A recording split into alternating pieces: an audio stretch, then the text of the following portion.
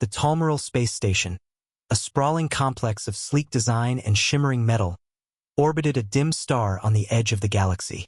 It served as a hub for travelers and traders from countless civilizations, a testament to the galaxy's diversity and ingenuity.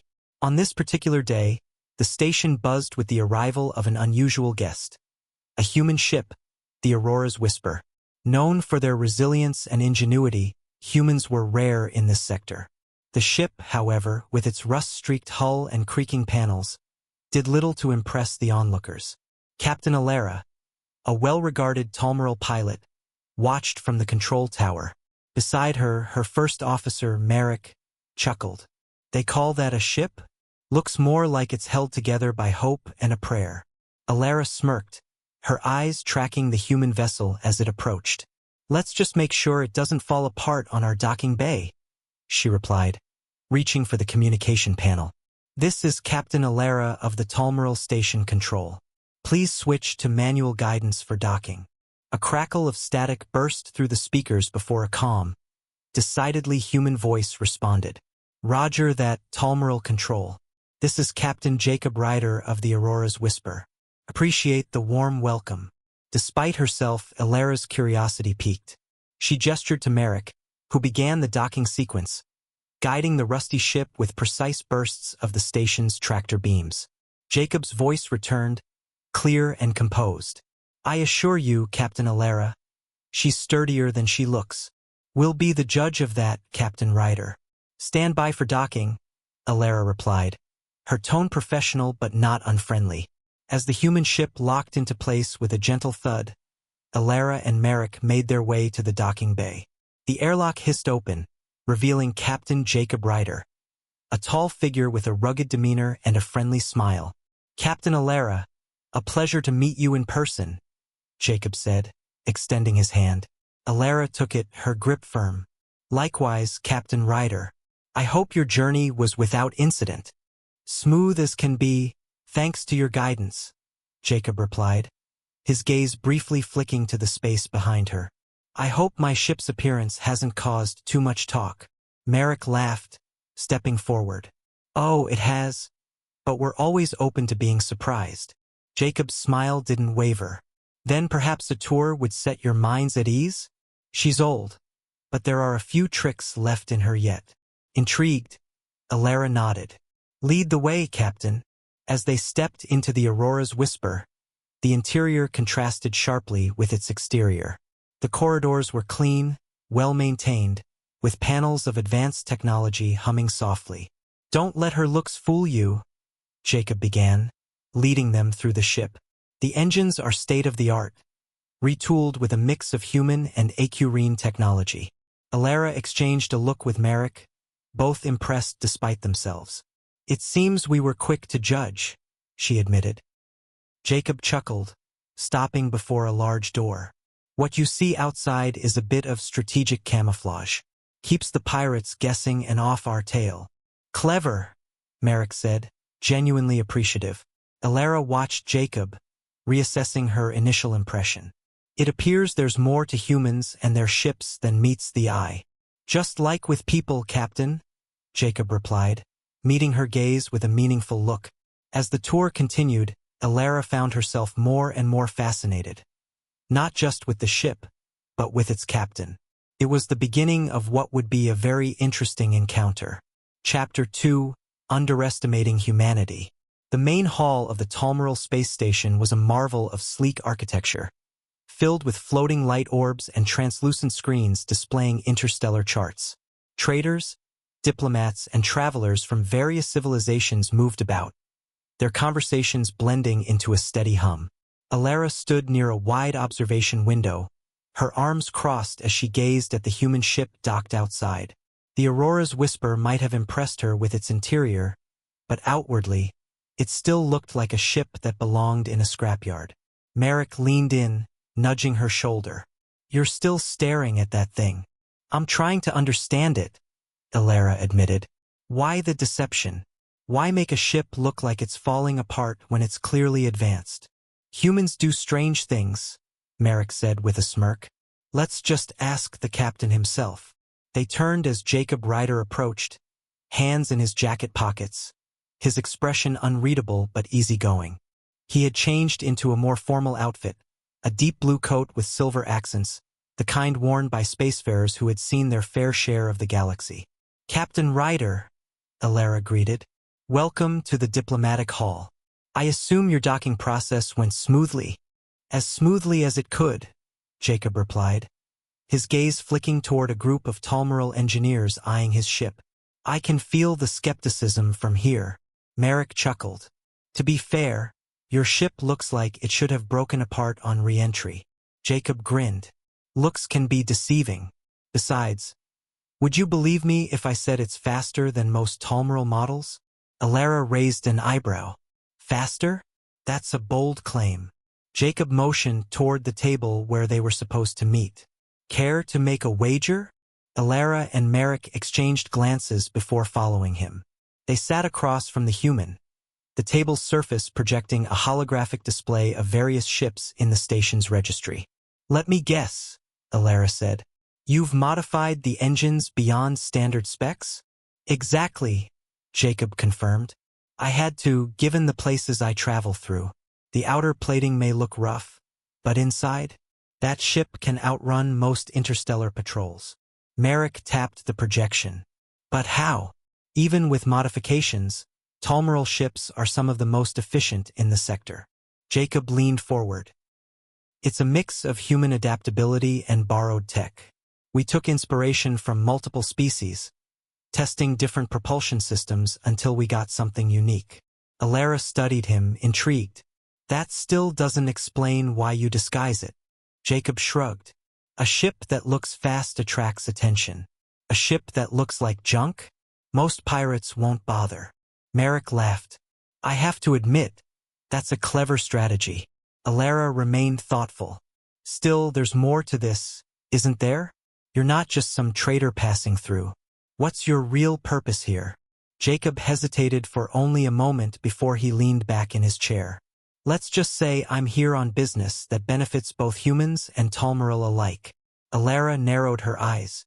"That's vague." Jacob smirked. "It's all I can say for now, but I promise you'll find out soon enough." Before she could press further, the station's intercom buzzed to life. "Captain Alara, your presence is requested at the central docking bay," a voice announced. She sighed, glancing at Merrick. "I suppose our conversation will have to wait." Jacob stood. "No rush. I have a feeling we'll be seeing a lot more of each other." Alara wasn't sure why, but the way he said it made her certain he was right. Chapter 3. The Roar of the Aurora's Engines. Alara tapped the control panel beside her. The docking bay doors hissed closed, sealing the human vessel in the vast hangar.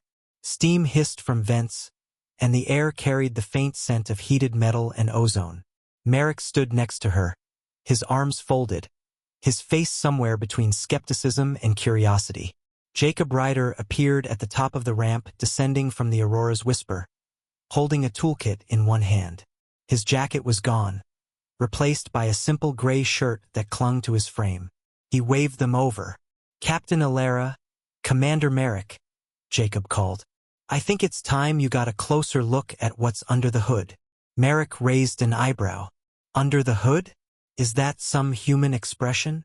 "Means the engine," Jacob clarified. "You're in for a surprise." Alara stepped forward, her boots clanging softly against the metal floor. "I'll admit I'm curious," she said. "But this had better be worth my time." Jacob's grin widened. "Oh, I think you'll be impressed." The group entered the ship. The interior was starkly different from its exterior, a mix of polished panels and glowing blue conduits. The air was cool and carried a faint hum of machinery. Jacob led them down a narrow corridor toward the engine room, his boots clicking on the polished floor. Alara couldn't help but note the care Jacob took in maintaining the interior. For all its outward appearance, the ship's inside was clean, orderly, and clearly well-tended. "Not what you expected, huh?" Jacob said as they reached the engine room door. "Looks better than the outside," Merrick quipped. "I'll give you that."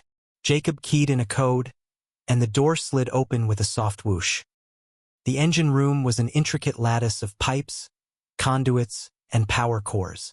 The centerpiece was a massive drive unit, glowing faintly with a deep, pulsating blue. Transparent panels displayed constantly shifting data, and the floor vibrated ever so slightly from the power flowing through the machinery. "This," Jacob said, gesturing grandly, "is the beating heart of the Aurora's Whisper. She's got a hyperlattice fusion core paired with gravimetric impulse boosters. That rusty hull you mocked? Just a disguise." Merrick stepped forward, his eyes widening. "You're kidding. A gravimetric booster on a ship that size?" "Not kidding," Jacob replied.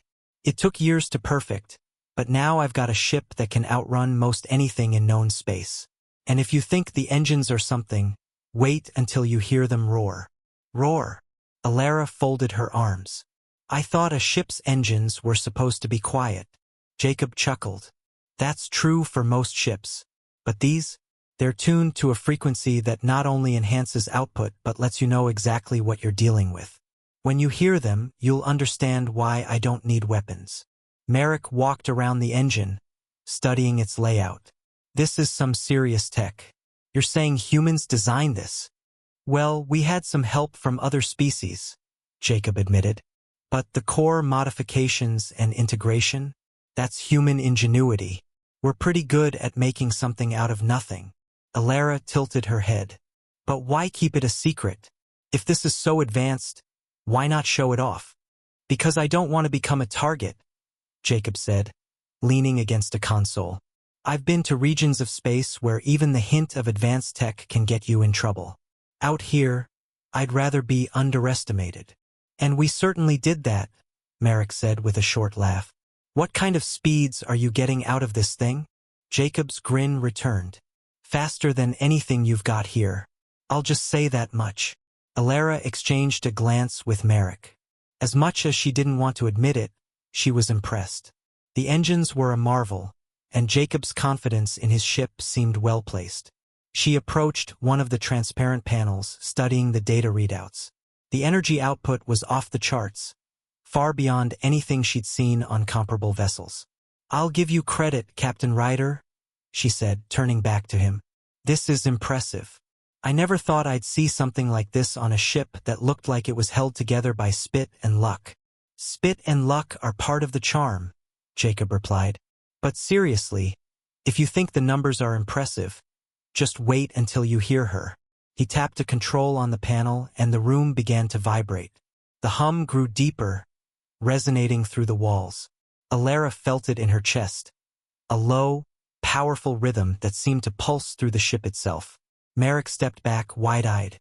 "Now that's a sound," Merrick muttered. "It's like a force of nature," Jacob finished. "You should hear it at full throttle. It's not just an engine. It's a statement." Alara nodded, reluctantly impressed. "You've made your point, Captain. It's clear we underestimated you and your ship." Jacob shrugged. "Like I said, looks can be deceiving. The Aurora's Whisper has been through a lot, but she's got a lot more to give." The room settled as the engines powered down to a low idle. Alara glanced around once more, taking in the advanced machinery and the meticulous care Jacob had put into it. For a moment, she found herself wondering what other surprises the human captain had in store. "Well," she said, straightening, "you've certainly given us a lot to think about." Jacob extended his hand again. "Glad I could change your perspective, Captain Alara." She took it, her grip firm. "You've done that, Captain Ryder. You've done that." With the engine still softly humming in the background, the three of them stood there, the beginning of an unexpected partnership quietly taking shape in the glow of the Aurora's power core. Chapter 4. A Spark in the Dark. The overhead lights flickered once, twice, then gave out completely. Darkness engulfed the corridor of the Talmaral space station, followed by a low, mechanical groan that echoed through the halls. Somewhere far off, the hum of backup generators failed to kick in. For the first time in years, the station was plunged into total blackness. Jacob Ryder muttered under his breath, reaching for the pocket flashlight clipped to his belt. "Well, this is cozy." Alara's voice came out of the dark, dry and unimpressed. "Let me guess. This never happens on a human ship." "Nope," Jacob said, switching on the flashlight. Its beam cut through the shadows, illuminating Alara's frown and Marek's skeptical smirk. Our systems are redundant. Alara raised a brow, unimpressed. Redundant systems still fail. Not mine, Jacob shot back, moving the beam around. Besides, I think we've got bigger problems right now, like figuring out what caused this. Marek folded his arms, his tone half amused.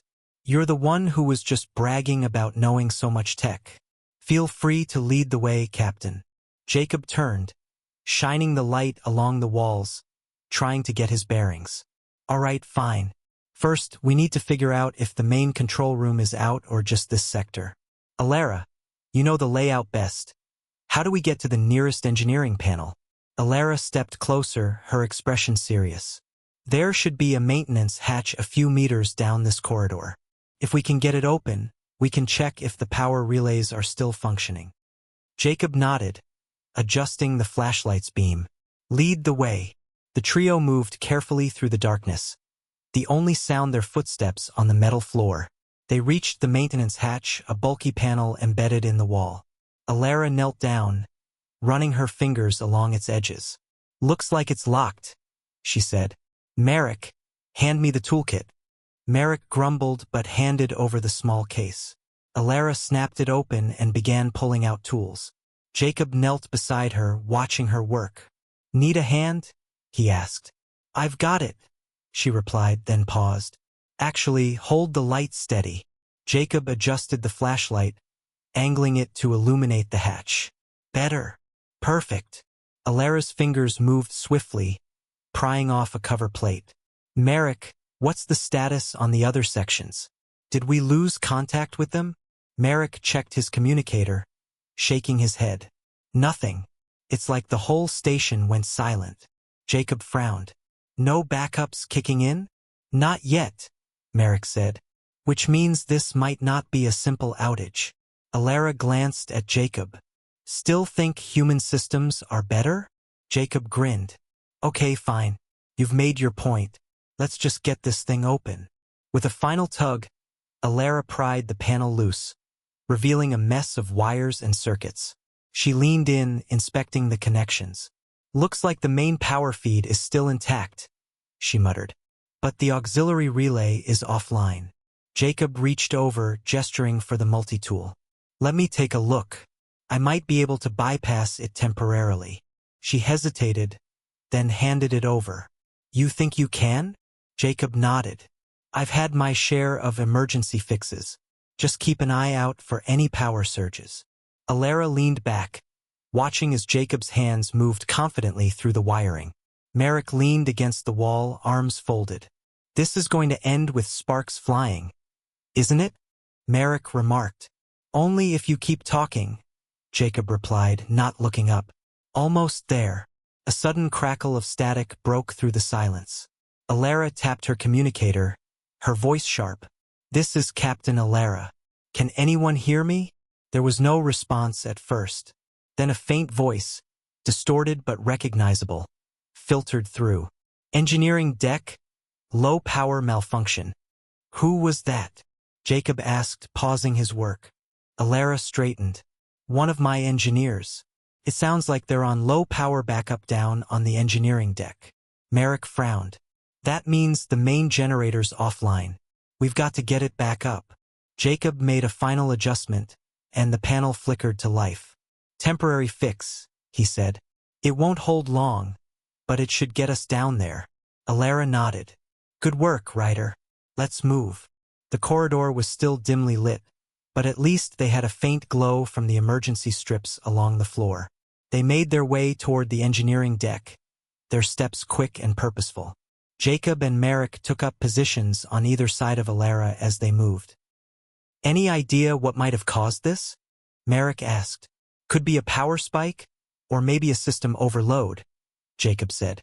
Worst case, a core breach, but let's not jump to conclusions. Great. Now I'm imagining the worst case, Marek muttered. Alara glanced over her shoulder. Stay focused. We'll figure it out once we're down there. The engineering deck was a chaotic scene of flickering lights and busy technicians. Sparks flew from damaged consoles, and the air was thick with the smell of burning circuits. Alara strode in, immediately issuing commands. Merrick helped stabilize the main power lines. Jacob, see if you can figure out what triggered the overload. Jacob headed to a console, pulling up diagnostic readouts. Looks like a surge hit the central core, causing a chain reaction through the auxiliary systems. Alara joined him, her brow furrowed. But why? What would cause that kind of surge? Jacob's eyes scanned the data. Could be a fault in the core regulator.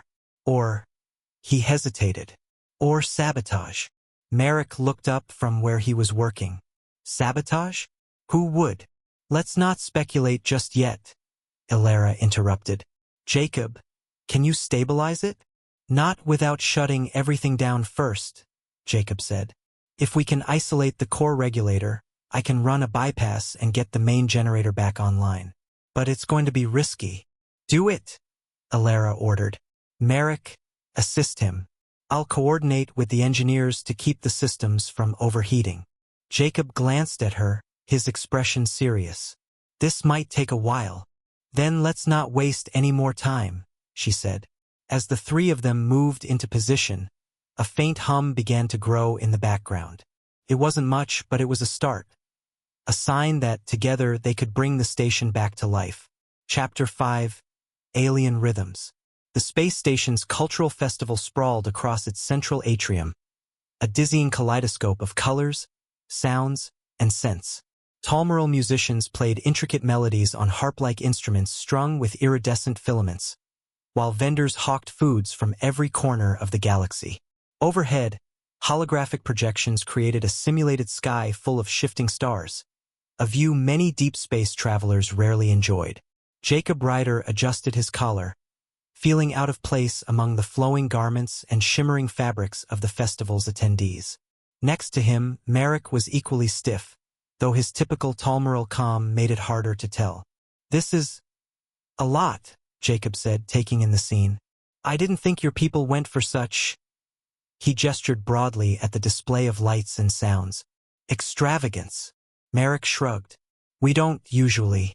The festival is more of a trading hub with a bit of cultural exchange.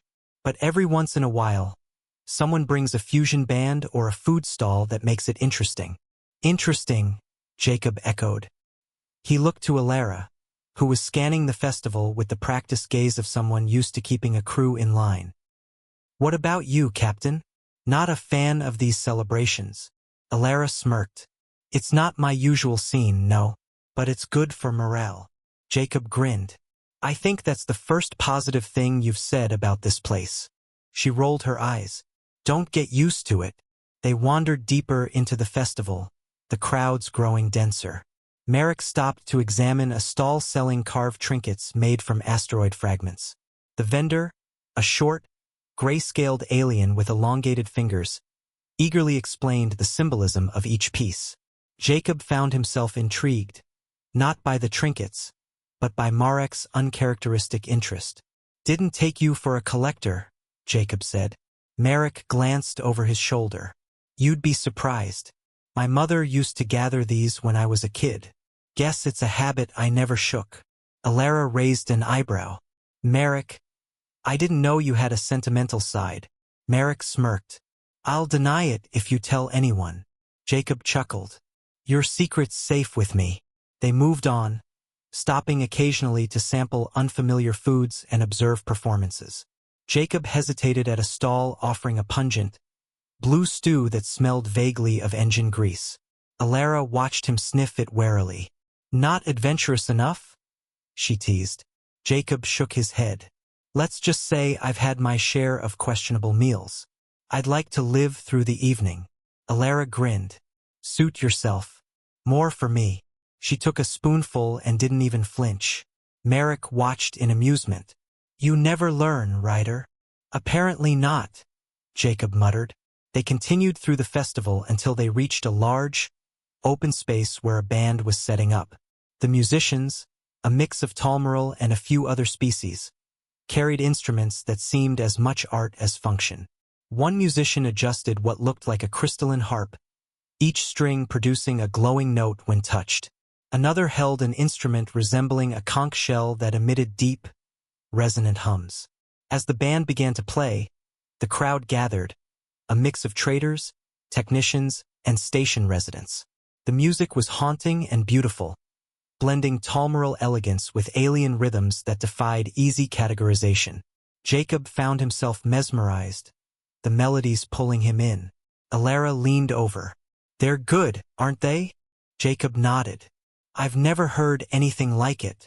Merrick, who was rarely moved by much, seemed impressed. "It's a fusion style, Talmural core with Ithalian overlays. Not easy to pull off." "You know music too?" Jacob asked, surprised. "I know enough," Merrick replied. Alara chuckled. "Marek's full of surprises." Jacob glanced at her. "And you? Are you going to surprise me and tell me you play one of these alien instruments?"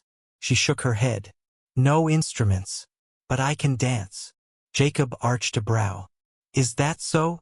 Before Alara could answer, a group of dancers moved into the open area, swaying to the music. Their movements were fluid and intricate, a blend of traditional Talmural forms and freer alien styles. The crowd began to cheer, and some brave souls joined the dancers. Jacob watched them, then looked at Alara. "If you can dance, let's see it." She hesitated, clearly caught off guard. "What now? Why not?" Jacob gestured toward the makeshift dance floor. "You just said you can." Alara glanced at Merrick, who simply shrugged. "I think you're on your own for this one, Captain." Alara sighed, then smirked. "All right, Ryder, but you'd better keep up." Jacob grinned. Challenge accepted. Alara stepped into the crowd of dancers, her movements surprisingly graceful. She fell into the rhythm easily, adapting to the strange beat of the fusion music. Jacob hesitated only for a moment before joining her. While he lacked her natural fluidity, he made up for it with enthusiasm and the kind of charisma that made the crowd laugh and cheer. Merrick watched from the sidelines, arms folded, a faint smile on his face. He wasn't one to join in, but he had to admit it was entertaining. The dance wasn't perfect, but it was fun. Jacob found himself genuinely enjoying the moment, the music, and even Alara's good-natured jabs at his footwork. When the song ended, the two of them stepped back, slightly breathless but grinning. "Well, I wasn't expecting that," Jacob admitted. Alara smirked. "Neither was I." They rejoined Merrick, who simply said, "Not bad. For humans." Jacob laughed. "I'll take that as a compliment." The festival carried on around them, the music continuing, the sense of food mixing with the hum of voices. As they wandered back into the crowd, Jacob found himself appreciating not just the cultural exchange, but the company. He might be far from home, surrounded by unfamiliar faces, but for the first time in a while, he felt like he was exactly where he needed to be. Chapter 6. Soft Whispers, Hard Choices. It was quiet on the bridge of the Aurora's Whisper. Jacob Ryder leaned over the navigation console, studying a flickering hologram of the route ahead. Beside him, Marek's fingers tapped rhythmically on a control panel, running diagnostics on the ship's systems. The steady hum of the engines, recently overhauled, was now a constant comfort in the background. Alara entered the bridge, her presence announced by the soft sound of her boots against the deck plating. Jacob straightened, giving her a quick nod of acknowledgement. "Any progress on the repairs?" Alara asked, moving to stand beside Merrick. "Repairs are complete," Merrick replied, his voice calm. "The core regulator is functioning within normal parameters. For now." "For now," Alara repeated, her tone dry. She turned to Jacob. "What about our route? Any changes?" Jacob gestured at the holographic display. "If we stick to this path, we'll avoid the worst of the asteroid fields. Should get us to the rendezvous point in one piece." "Good," Alara said, folding her arms. "I'd rather not have another close call." Merrick gave a slight chuckle. "You mean you're tired of dodging debris at breakneck speed?" She shot him a look. "I'm tired of surprises." "Then you're in the wrong line of work," Jacob said, flashing a grin. "Out here, surprises are the only thing you can count on." Alara smirked despite herself. And here I thought humans preferred stability. We like to keep things interesting, Jacob said. Besides, you're one to talk. Talmoral captains aren't exactly known for playing it safe. Alara considered him for a moment before giving a small nod. Fair point. Jacob leaned back against the console, crossing his arms. Speaking of interesting, I was thinking, if we're going to be working together for a while, maybe we should get to know each other a bit more. Merrick raised an eyebrow, glancing at Jacob. And what do you propose? A round of truth or dare? Not a bad idea, Jacob said, his grin widening. But I was thinking something more along the lines of sharing stories. You know, how we ended up here, what brought us to this point. Alara tilted her head, intrigued despite herself. And you'd be willing to start? Sure, Jacob said, turning to face them. I grew up on one of the frontier colonies. Nothing fancy, just a lot of dust and hard work. My first ship was a piece of junk. Barely held together, no matter how much patchwork I did. But that's where I learned to fly, to think on my feet. When you're out on the frontier, you don't have the luxury of waiting for help. You either figure it out or you don't make it back. Alara listened, her arms still crossed, but her expression softened. Sounds challenging. It was, Jacob admitted, but it taught me a lot, and it gave me a healthy respect for the unknown. Merrick snorted. So that's why you decided to fly a rust bucket into uncharted space. Hey, Jacob said, holding up a hand. The Aurora's no rust bucket. She's just got character. Alara chuckled quietly, a rare sound. I can respect that. And what about you? Jacob asked, looking at her. What made you take the captain's seat? She hesitated, then leaned against the console, mirroring his posture. I didn't have much choice, to be honest. My family's been in the fleet for generations. I grew up hearing stories about my ancestors, how they charted new routes, negotiated trade agreements, defended Talmoral interests. By the time I was old enough to make my own choices, it felt like the path was already set. Becoming a captain wasn't just expected, it was practically mandatory. Merrick nodded, his usual humor absent. And yet you never talk about it. Because it's complicated, Alara said simply. Jacob studied her for a moment, then gave a small nod. Fair enough. The bridge fell into a companionable silence. The hologram on the console shifted slightly, marking a new waypoint on their route. Jacob tapped a few commands, adjusting the course. Merrick resumed his diagnostics, his steady tapping filling the quiet. Eventually, Alara spoke again, her voice lower. What do you think will happen after the rendezvous? Jacob glanced at her. Hard to say. Depends on what we find there. And if it's trouble? She asked, her tone cautious. Then we deal with it, Jacob replied simply. Together. Her gaze lingered on him, and for a moment, her usual guarded expression faltered. She gave a small nod, then straightened. We'll cross that bridge when we come to it. Jacob watched her as she left the bridge, her steps steady but her posture tense. When she was gone, he turned back to Merrick. Think she'll ever open up more? Jacob asked quietly. Merrick shrugged. You've got a better chance than most. Just give it time. Time, Jacob repeated, his gaze drifting to the console. Yeah, time. Chapter 7, The Trial of Trust. The asteroid field stretched endlessly before them, a labyrinth of spinning rocks and jagged debris that reflected light in fractured, shimmering patterns. On the bridge of the Aurora's Whisper, Jacob Ryder squinted at the holographic display. The readings were erratic, showing chaotic gravity shifts and unpredictable movements from the debris ahead. He adjusted the ship's course, his hand hovering over the controls. Are you sure about this? Merrick asked, leaning over the navigation panel. It looks like suicide. Not suicide, Jacob said with a wry grin. Just a little high-stakes maneuvering. Besides, we've handled worse. Merrick raised an eyebrow. That's debatable. Alara entered the bridge, her arms folded. What's the status? Jacob gestured at the hologram. We're about to cut through the most active part of the field. If we time it right, we can avoid the worst of the debris and shave hours off the trip. If we mess it up, well, let's not mess it up. Alara frowned, studying the display. Why not go around? Jacob leaned back in his chair. Because going around means adding a whole day to our journey. That's another 24 hours of burning fuel and risking detection. If we make it through, we stay ahead of schedule and out of trouble. Merrick shook his head. You really have a thing for taking risks, don't you? It's worked so far, Jacob said, tapping a few controls. Merrick, I need you monitoring the shields. Alara, can you keep an eye on the engines? We'll need them at full capacity for quick adjustments. Alara hesitated, then moved to the engineering console.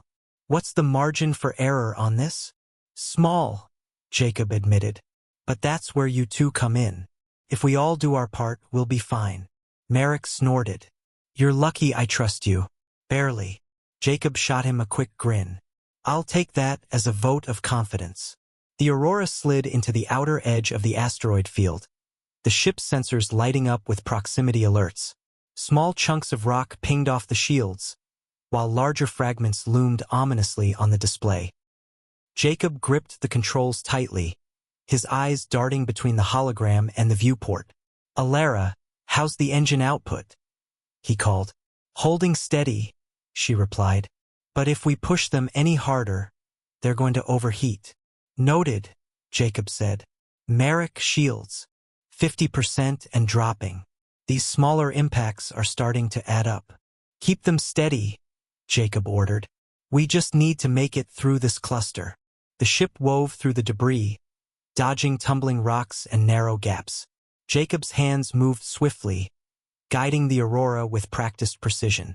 Merrick barked out shield readings every few seconds, while Alara fed him engine data and made adjustments on the fly. As they approached a particularly dense pocket of debris, Jacob's grip tightened.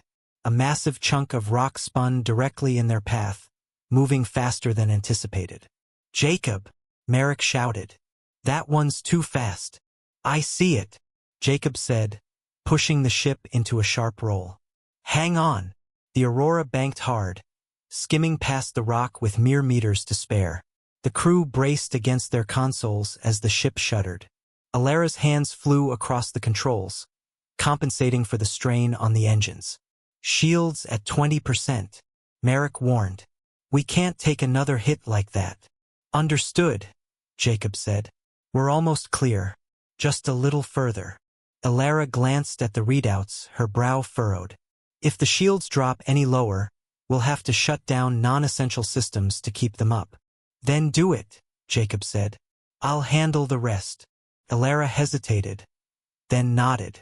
She rerouted power from the ship's lighting and secondary systems, boosting the shields slightly. The bridge dimmed, lit only by the glow of the consoles and the swirling patterns on the hologram. The last stretch of the asteroid field was the worst. Jacob's movements became more aggressive, darting the Aurora through narrow openings and weaving around tumbling boulders. The ship's hull groaned under the strain, and the shields flickered.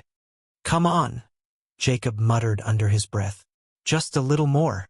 A smaller rock slammed into the shields, sending a jolt through the bridge. Alara clutched the console, her knuckles white.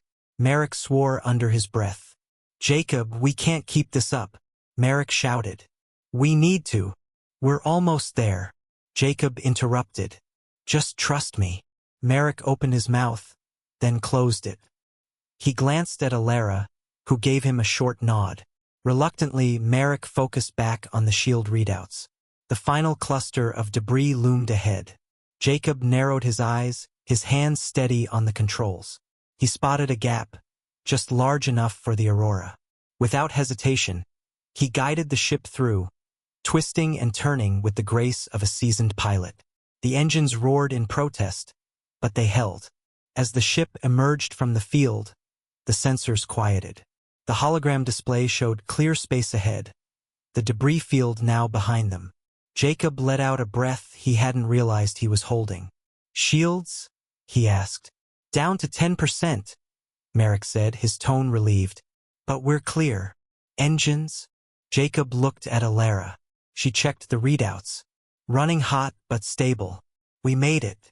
Jacob leaned back in his chair, a small smile playing on his lips. Told you we could do it. Merrick glared at him. Next time, let's not cut it so close. Alara let out a short laugh. You think Jacob knows any other way? Jacob spread his hands. Hey, if it gets us through, it gets us through. The crew settled into a calmer rhythm, running diagnostics and ensuring the ship was back in proper working order.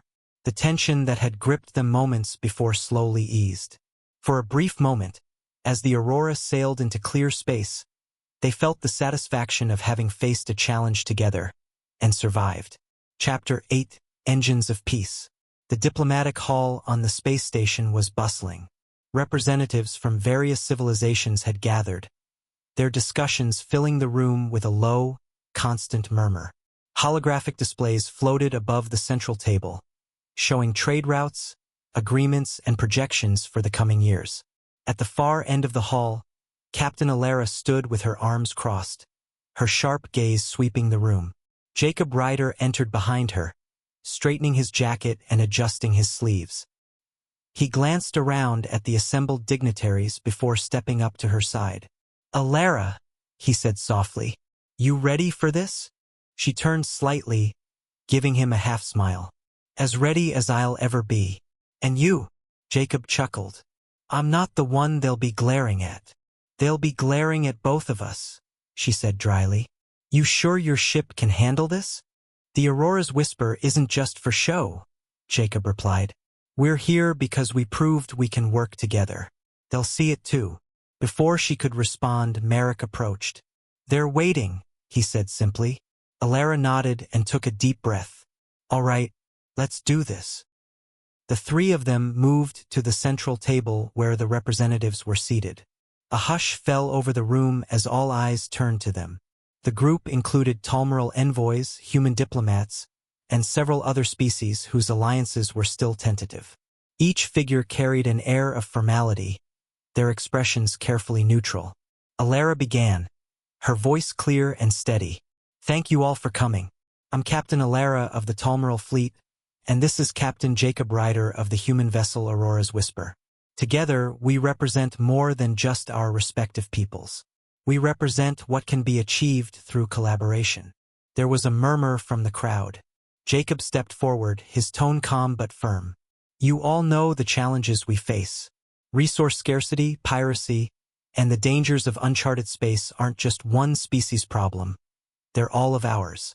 And that's why we're proposing a new kind of alliance. One of the Talmural envoys leaned forward, his pale face skeptical.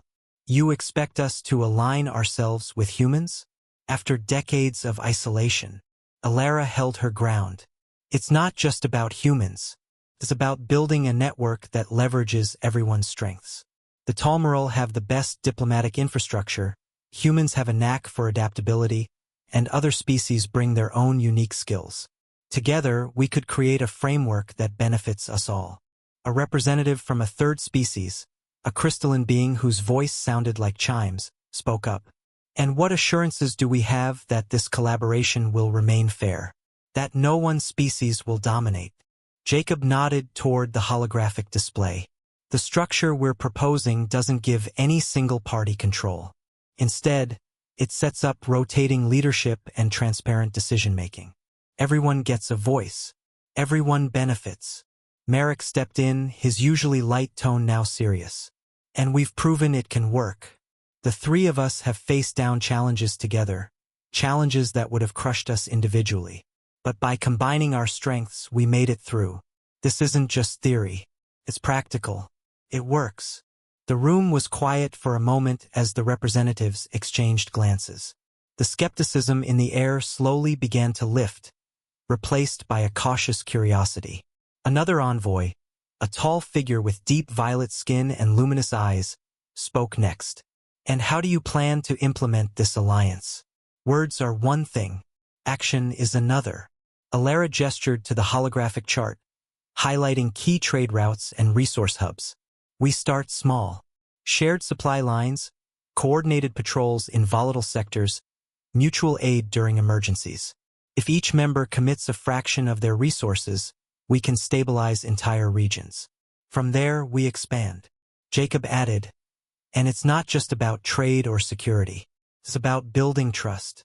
Joint training exercises, cultural exchanges, shared scientific missions. The more we work together, the stronger we become. The Talmural envoy who had spoken earlier leaned back in his chair, considering their words. You make a compelling argument, but what happens when disputes arise? When one party feels they're contributing more than another? Merrick crossed his arms. That's where the rotating leadership and transparent oversight come in. Disputes are settled through mediation, not force. Every party's contributions are tracked. Every decision is logged. It won't be perfect, but it'll be fair. The violet-skinned envoy nodded slowly. And you believe this model will hold? Alara's voice was firm. It has to. We've already proven it can work on a small scale. Scaling it up won't be easy, but it's necessary. There was a pause as the representatives mulled over the proposal. Finally, the crystalline envoy chimed again. I propose we begin a pilot program, a trial run of this alliance in a limited sector. If it succeeds, we can expand. Alara inclined her head. Agreed. A pilot program will give us the chance to iron out the details. Jacob smiled, glancing at her. It's a start. The rest of the representatives nodded, some more reluctantly than others. It wasn't unanimous, but it was enough. The meeting began to shift into logistical planning, assigning delegates, selecting sectors for the trial program, and outlining initial resource contributions. As the discussion continued, Alara stepped aside, her shoulders relaxing slightly. Jacob joined her, his expression lighter.